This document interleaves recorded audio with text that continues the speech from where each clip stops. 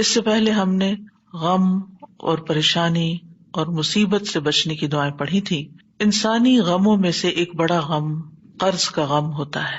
قرض ایک مصیبت ہے جس سے چھٹکارا پانا انسانی صحت کے لیے بہت ضروری ہے، اس کے دین اور ایمان کی حفاظت کے لیے بڑا ضروری ہے، اس کی آخرت کی نجات کے لیے بڑا ضروری ہے. اس لیے انسان کو حد الوسع کوشش کرنی چاہیے کہ وہ کوشش کے علاوہ یعنی قرض کی ادائیگی کی کوشش کے ساتھ ساتھ اللہ تعالیٰ سے دعا بھی کرتا رہے.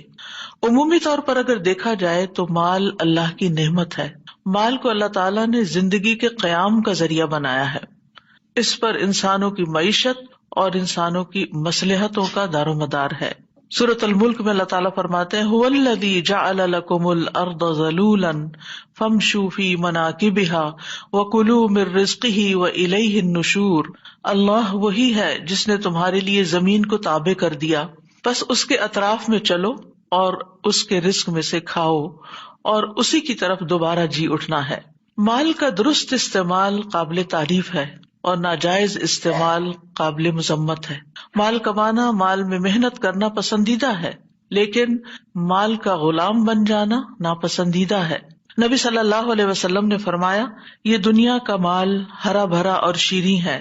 مسلمان کا وہ مال کتنا عمدہ ہے جو حلال ذرائع سے کمایا گیا ہو، پھر اس نے اسے اللہ کے راستے میں یتیموں اور مسکینوں اور مسافروں کے لیے وقف کر دیا، یعنی خود کمایا اور پھر دوسروں پر جو ضرورت مند تھے ان پر خرچ بھی کیا. لیکن جس شخص نے ناجائز ذرائع سے مال جمع کیا تو اس کی مثال اس کھانے والے کی طرح ہے جو کھاتا ہے مگر اس کا پیٹ نہیں بھرتا. ایسا مال قیامت کے دن اس کے خلاف گواہی دے گا. یعنی مال انسان اگر صحیح طریقے سے کمائے اور صحیح جگہ پر خرچ کرے تو بہت بڑے فائدوں کا حامل ہے، اور اگر غلط طریقے سے حاصل کرتا ہے اور غلط جگہ پر خرچ کرتا ہے تو بہت بڑے وبال کا ذریعہ بھی ہے. جہاں تک قرض کا تعلق ہے تو اللہ تعالیٰ نے قرض کے لین دین کو مباح قرار دیا ہے، یعنی جائز ہے، کیونکہ انسان کبھی مال کا محتاج ہوتا ہے، اسے اپنے لیے یا اپنے اہل و عیال کے لیے یا کاروبار کے لیے قرض کی ضرورت پیش آ جاتی ہے.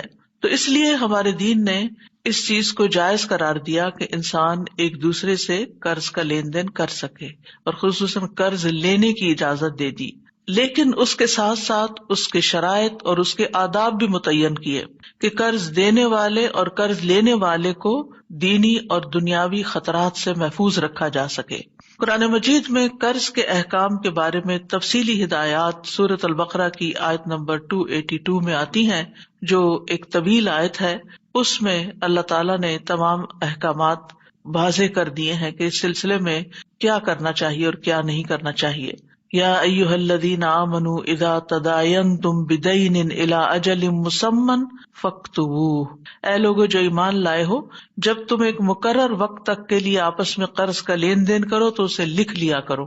تو یہ پہلی ہدایت ہے، اور اس کے بعد اور بھی دیگر ہدایات ہیں جو قرض کے لین دین کرنے والے قرآن مجید کی اس آیت سے پڑھ کر سمجھ سکتے ہیں. جہاں تک قرض دینے کی بات ہے، یعنی قرض دینا، ایک ہے قرض لینا اور ایک ہے قرض دینا. تو اللہ سبحانہ و تعالی ہر رات تہائی رات کو قرض دینے کے لیے پکارتا ہے.